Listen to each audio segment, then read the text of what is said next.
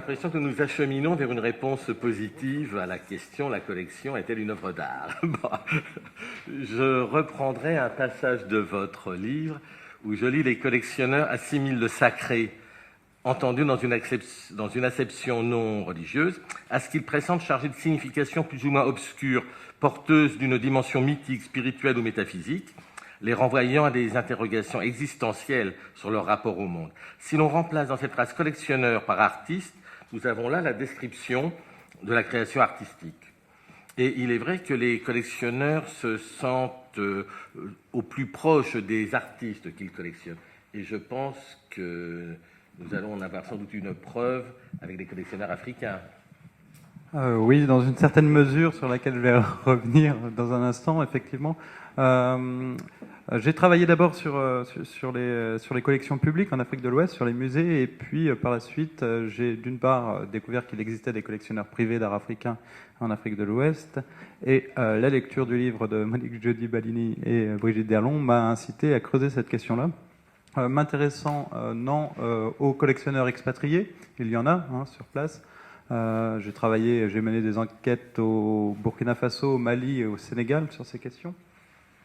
Mais en m'intéressant justement aux collectionneurs du cru, aux collectionneurs locaux et non pas aux collectionneurs expatriés. Et si on retrouve très clairement le type de discours indiqué par Monique chez les collectionneurs expatriés, la figure du collectionneur, l'autoportrait du collectionneur en artiste chez les collectionneurs ouest-africains est moins fréquente, on va dire. Ce qui va m'obliger à revenir sur les motivations principales des collectionneurs ouest-africains avant de proposer de répondre à la question de la collection comme œuvre d'art dans un rapprochement avec la question de l'œuvre d'art comme objet rituel, ce qui permet de répondre par l'affirmative, mais à condition de replacer dans le contexte ouest-africain la notion d'œuvre d'art. Toujours est-il que ce qui m'a intéressé en premier dans mon premier questionnement sur les collectionneurs ouest-africains, c'était l'idée que, par définition, on ne pouvait guère imaginer trouver un imaginaire, un intérêt pour l'exotisme dans leur pratique de collection, puisqu'ils collectionnaient des objets de leur propre pays. On verra que c'est un petit peu plus nuancé quand même.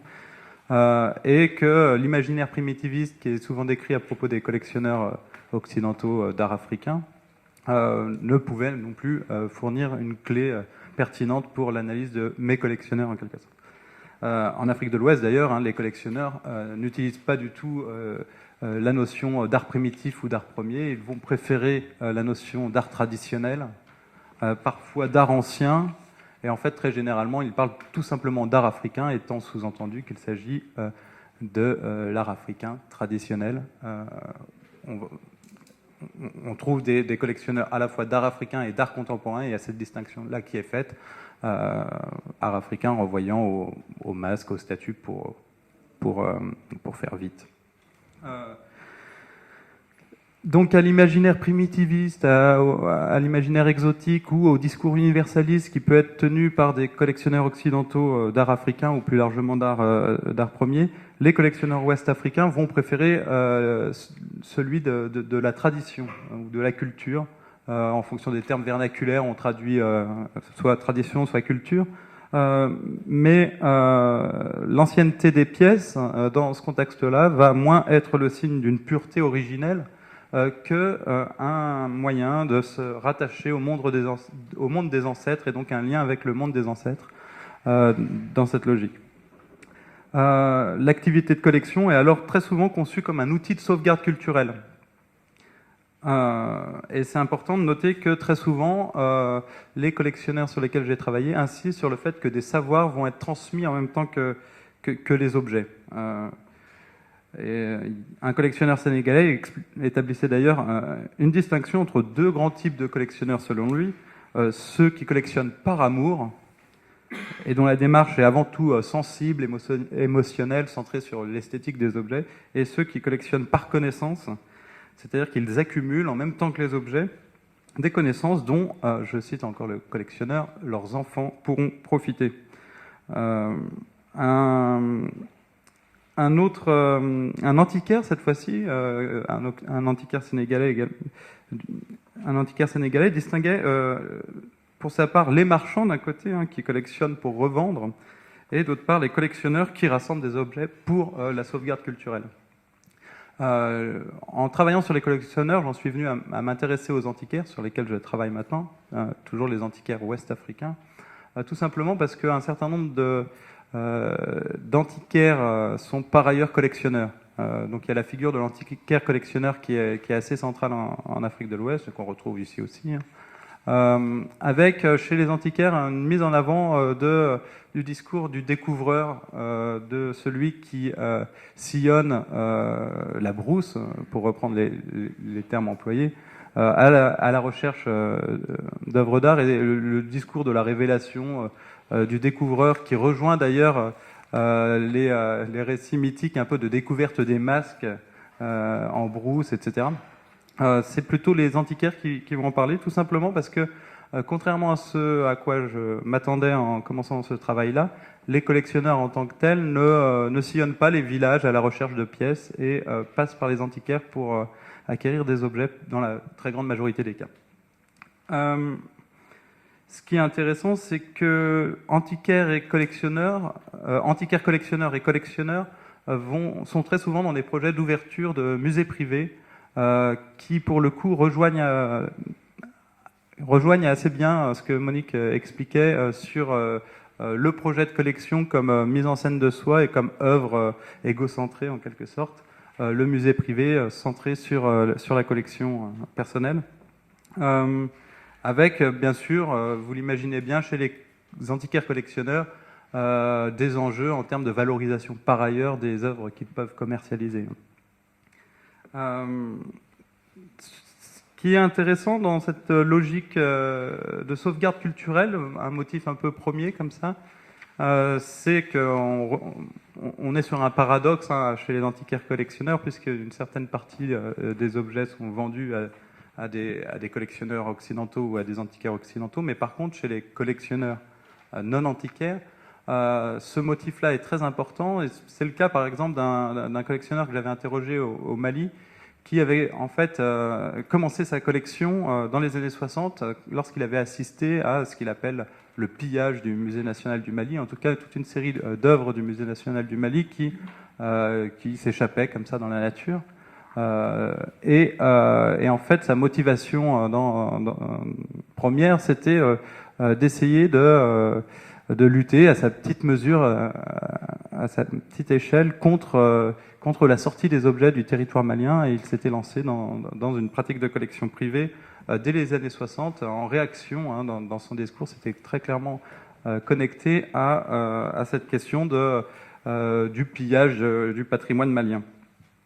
On retrouve ici, chez d'autres collectionneurs, le même discours est tenu, cette idée de collecte salvatrice, décrite par Brigitte Derlon et Monique Jody-Balini, comme également une motivation qui est observée chez les collectionneurs occidentaux, de vouloir sauver des objets, non pas tant du pillage que de la disparition, avec l'idée que sur place, en Afrique de l'Ouest ou plus largement en Afrique subsaharienne, les objets pourraient disparaître si les collectionneurs ne s'en occupaient pas.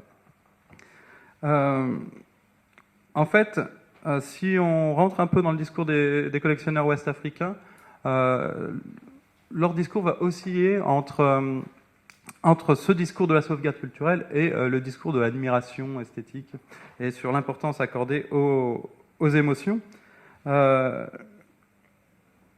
Le collectionneur africain n'est pas seulement perçu comme un acteur de la sauvegarde du patrimoine culturel ou artistique, au même titre donc que ses homologues occidentaux, mais le fait de conserver ce patrimoine sur place, en contexte pour ainsi dire, va faire toute la différence dans leur discours.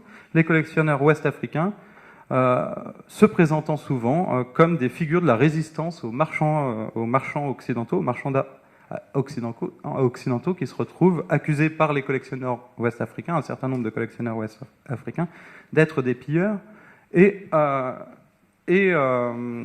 Et ça explique que l'un des rares travaux consacrés aux collectionneurs ouest-africains, un livre de Sylvester Ogbechi, un historien de l'art nigérian mais prof aux États-Unis, qui parle d'orientation anti-hégémonique des pratiques de collection en Afrique, dans un livre paru en 2012, donc tout récemment, avec l'idée qu'il y aurait un acte de résistance derrière ces pratiques. En fait, cet historien de l'art force très largement le trait, puisque ce type d'accusation reste malgré tout marginal, et on n'est pas du tout dans une logique d'opposition chez la plupart des collectionneurs. Au contraire, les informations circulent et très souvent les collectionneurs ouest-africains suivent attentivement le marché occidental, et même si ça reste exceptionnel, ça peut arriver qu'ils achètent aussi sur le marché occidental des œuvres.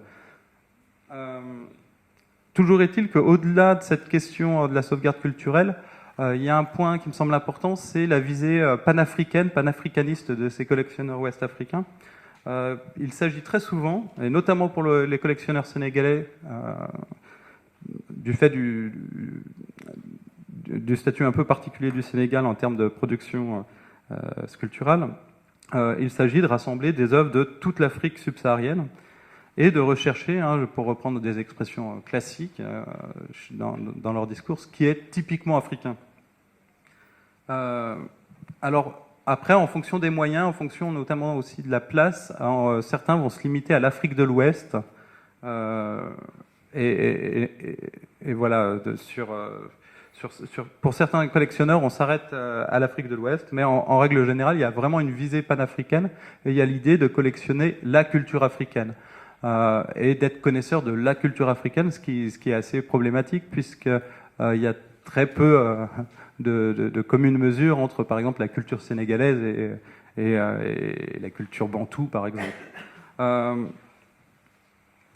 Mais malgré ça, au sein de chacune de leurs collections, le facteur ethnique va être important dans une logique d'équivalence entre le style des objets et l'identité ethnique de leurs producteurs. Selon ce principe, les collectionneurs accordent très souvent un intérêt plus spécifique aux œuvres qui sont attribuées à l'ethnie à laquelle ils appartiennent. De telle sorte qu'on observe presque systématiquement une espèce de noyau ethnique au sein de leur collection. Alors c'est bien sûr le cas d'une catégorie de collectionneurs qui est tout à fait intéressante, qu'on retrouve essentiellement au Burkina Faso et qu'on retrouve ailleurs où je n'ai pas mené d'enquête, mais notamment au Bénin ou au Nigeria, de collectionneurs qui sont issus de chefferies traditionnelles et donc qui héritent certains objets de la part de leurs parents, sous la forme d'un trésor en quelque sorte, et qui complètent ce trésor par des pratiques de collection privée, mais qui sont très centrés sur le territoire de la chefferie en fait, et qui s'expliquent par des facilités qu'ils peuvent avoir pour acquérir tel ou tel type d'objet prioritairement en fait.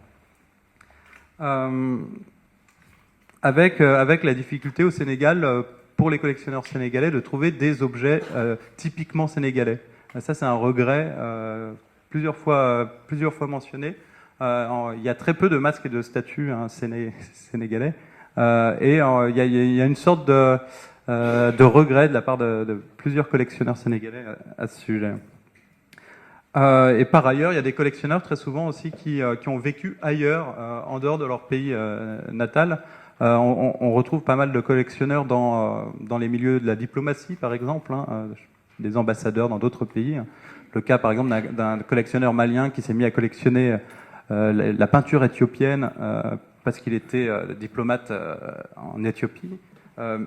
Toujours est-il que ce qui va compléter très souvent leur collection et qui va constituer un deuxième noyau dans ces cas-là, c'est les pays où ils ont séjourné très, très facilement. C'est le cas, par exemple, pour des collectionneurs burkinabés qui ont séjourné en Côte d'Ivoire. Ils sont assez nombreux. Et donc, qui sont vraiment passionnés pour l'art ivoirien. Mais ce qui me paraît, le premier élément de réponse, et ce qui me paraît intéressant, au-delà de cette mise en scène de l'identité ethnique du collectionneur, c'est une mise en scène autobiographique. Et là, on est très clairement dans des cas de collection qui font office d'œuvres autobiographiques en quelque sorte, puisqu'à travers la collection, on raconte sa propre histoire. C'est le cas, par exemple, d'un collectionneur sénégalais qui m'expliquait qu'il avait une collection très large d'objets ouest-africains, pour l'essentiel, mais il m'expliquait qu'il avait une préférence, une attirance toute spécifique pour les figurations de serpents, notamment pour les serpents baga, tout simplement parce que le serpent était l'animal totem de son lignage. En Wolof, on parle de mbagne, et que la relation totémique, fondée, vous le savez, sur une alliance entre lignage et espèce animale, se traduisait ainsi dans la collection par une forme d'attachement particulière aux figurations de serpents. Autre exemple, toujours au Sénégal, le cas d'un collectionneur métis qui expliquait par son métissage le fait qu'il collectionnait à la fois de l'art africain et de l'art contemporain. Et pour le coup, lui avait vraiment tout un travail de mise en scène et un jeu d'écho entre pièces d'art africain et œuvres contemporaines dans l'aménagement de son appartement, que tu connais, Monique. Il m'expliquait que c'était, en tant que métis, ça prenait sens de collectionner ces deux types de production artistique et de les mélanger dans son intérieur. Ce qui est intéressant, donc, à travers ces exemples, c'est de voir comment la collection vaut comme une sorte de trace généalogique et d'inscription géographique, de projection de soi dans la pratique de collection. Et un des facteurs, une des illustrations de ça, c'est aussi le goût qu'ont les collectionneurs pour le portrait photographique, se faire photographier au sein de sa collection. C'est quelque chose qu'on retrouve évidemment ici, mais très souvent il y a des photographies d'ailleurs très, très belles de collectionneurs qui posent comme ça au milieu des plus belles pièces de leur collection et qui arrangent en fait les pièces pour l'occasion de la photographie. Alors bien sûr, un des autres critères essentiels pour les collectionneurs ouest-africains, c'est un critère qu'ils partagent avec les collectionneurs occidentaux, c'est cette fameuse question de l'authenticité. Toute une classification des objets est établie par les collectionneurs locaux. La question de ce qu'ils appellent le nyama-nyama, qui est en fait un terme qu'on retrouve dans toute l'Afrique de l'Ouest pour désigner, c'est habituellement traduit par n'importe quoi, c'est l'art touristique, pour dire vite. Puis une autre catégorie, ce sont les copies artificiellement vieillies, les faux, pour dire vite. Enfin, la dernière grande catégorie, ce sont les antiquités. Et dans le discours des collectionneurs, antiquité et œuvres authentiques, c'est la même chose. Donc les antiquités sont prioritairement recherchées par les collectionneurs, l'ancienneté étant l'un des critères de sélection des objets. Le risque étant grand pour eux aussi d'avoir affaire à des copies artificiellement vieillies. Mais de nombreux collectionneurs vont établir une distinction, ça c'est intéressant, ça s'explique aussi par les moyens qu'ils ont à disposition entre les bonnes et les mauvaises copies, ce qui leur permet d'intégrer dans leur collection les bonnes copies. Un collectionneur burkinabé m'expliquait par exemple, il y a des pièces qui me plaisent à cause de leur histoire et d'autres parce qu'elles sont belles, je garde même des copies si elles sont belles, c'est la beauté de la pièce qui est importante. Et donc, au-delà du discours sur l'authenticité, le prétexte esthétique permet d'intégrer des objets dont l'authenticité est douteuse ou dont l'authenticité est même très, très clairement remise en question. Je vais passer ça. Mais vous le savez, pour qu'un objet soit jugé authentique, la logique est la même pour les collectionneurs ouest-africains. Il ne suffit pas qu'il soit ancien, il faut aussi qu'il ait servi. Dans ce cas-là, c'est très souvent le récit fait par l'antiquaire de l'origine de l'objet, le récit d'acquisition de l'objet par l'antiquaire, qui va permettre d'accorder, de conférer une certaine authenticité à l'objet. Ce sont bien les conditions de la découverte telles que les rapporte l'antiquaire qui vont être premiers, de telle sorte que bien sûr il y a des relations de confiance très étroites qui s'établissent entre les antiquaires locaux et les collectionneurs locaux, de telle sorte aussi que le discours de l'antiquaire participe très clairement à la construction de l'authenticité des objets. Et que ce discours-là va mettre en scène toute une série d'émotions de la découverte, comme je l'ai dit tout à l'heure, et aussi des compétences un peu spécifiques de l'antiquaire, compétences de communication avec les objets. Tel ou tel objet m'a parlé. L'antiquaire va tenir tout un discours sur l'âme des choses, qui est un discours qu'on retrouve chez les collectionneurs, mais dont on verra dans un instant que dans le contexte ouest-africain, ce discours sur l'âme des choses et sur le discours sur les objets qui parlent devient un petit peu ambivalent, on le reprécisera dans un instant. Toujours est-il que dans la mise en exposition des objets au domicile des collectionneurs, une série de dispositifs spatiaux va viser à distinguer certaines pièces et à produire leur authenticité, de telle sorte que dans la chambre, par exemple, vont être placés les objets considérés comme étant les plus authentiques, les plus forts. Parfois même, ces objets-là sont cachés dans des coffres, dans des sacs, etc. Et il y a comme ça une répartition des pièces en fonction des espaces. C'est le cas, par exemple, au Burkina Faso, dans la région de Kaya, du fils d'un chef de village qui est à la fois antiquaire et collectionneur. Lui, il a ouvert une galerie à l'entrée du village et il conserve chez lui sa collection personnelle. Et les pièces qui sont placées dans son salon sont en fait des copies décoratives, tandis qu'il conserve à l'étage, dans une réserve ou dans sa chambre, les objets considérés comme authentiques. Et par ailleurs, dans un coin de la concession, à l'abri des regards, les hôtels du lignage, les Kimdogo, reçoivent pour leur part des sacrifices. Donc, des objets, une série d'objets comme ça qui se distinguent selon les espaces et selon les usages qu'en fait le collectionneur antiquaire. Toujours est-il qu'en règle générale, plus les objets sont perçus comme authentiques, plus ils vont être conservés dans l'intimité de l'appartement ou de la concession. Et plus des objets rituels sont réputés authentiques, la majorité des objets collectionnés sont des objets rituels, c'est-à-dire plus ils sont considérés comme ayant été utilisés dans un cadre rituel, plus ils risquent de continuer d'être chargés d'un certain pouvoir magico-rituel, de se voir donc attribuer une certaine force, un certain pouvoir. Collectionner de tels objets dans leur contexte socio-culturel peut alors soulever toute une série de problèmes. De telle sorte que la collection va aussi servir à se présenter de façon religieuse. Donc il va y avoir un discours des collectionneurs sur leurs propres pratiques religieuses.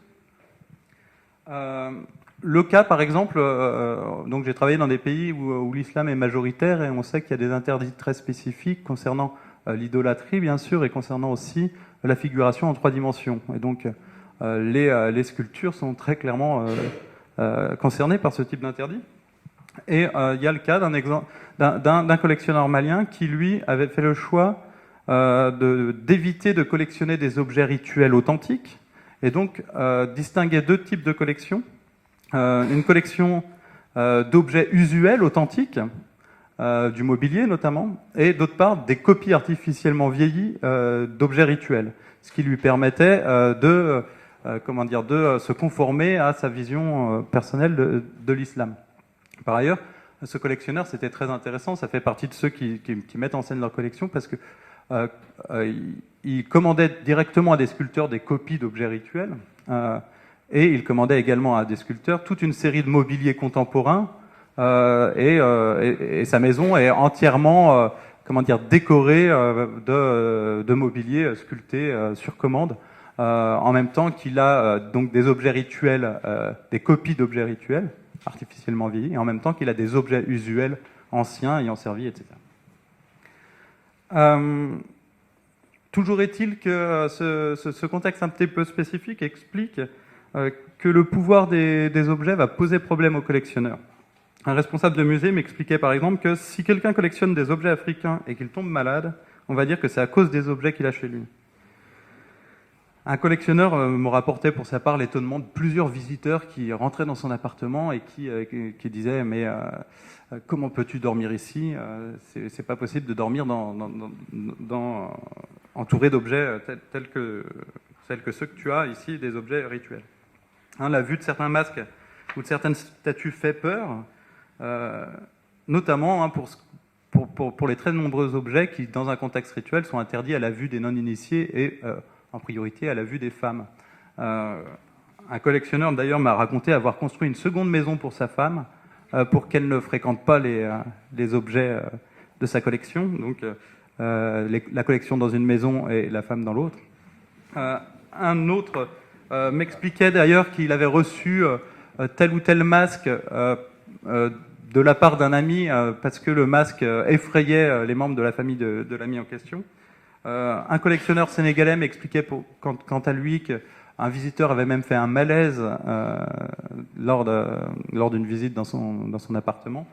Bon, toute une série d'événements et de précautions qui sont prises à propos de ces objets. On sait que dans le contexte rituel, un des gestes qui va conférer du pouvoir aux objets, c'est le geste de l'accumulation. Accumuler des objets rituels, c'est accroître un certain type de pouvoir. Précisément, le geste du collectionneur, c'est le geste de l'accumulateur. Accumuler des objets devient ainsi un peu suspect aux yeux de la population locale qui se demande si le collectionneur n'est pas par ailleurs, en quelque sorte, féticheur. Ce sont des accusations ou des soupçons qui sont très souvent portés à l'égard des collectionneurs et d'ailleurs aussi des antiquaires, hein, je le dis en passant. Toujours est-il que, par ailleurs, cette ambivalence entre s'agit-il d'œuvres d'art, d'objets rituels, voire même d'objets de pouvoir. On sait que les objets rituels ont quelque chose à voir avec le pouvoir politique. Dans le cas des chefferies traditionnelles, c'est très clair. Cette ambivalence-là, c'est précisément ce qui confère un certain pouvoir aux objets, et c'est ce qui permet de comprendre les termes vernaculaires qui permettent de désigner les émotions esthétiques. Et la relation esthétique aux objets est connectée dans les conceptions locales à la question de l'efficacité des objets. Pour qu'un objet soit beau, il faut qu'il soit efficace, c'est-à-dire qu'il atteigne le but pour lequel il a été produit et donc dans le contexte rituel activé en quelque sorte. De telle sorte que on retrouve dans la pratique de la collection un discours qui concerne l'ambivalence de ces objets-là. Et il me semble que ça rejoint bien la conception locale de l'émotion esthétique telle qu'elle peut s'exprimer à propos des objets rituels. Cette difficile distinction dans le contexte local entre œuvres d'art, objets rituels, objets de pouvoir, permet de faire le lien entre l'émotion esthétique telle qu'elle est décrite à propos du contexte rituel et l'idée d'une collection comme œuvre d'art. Je vous remercie.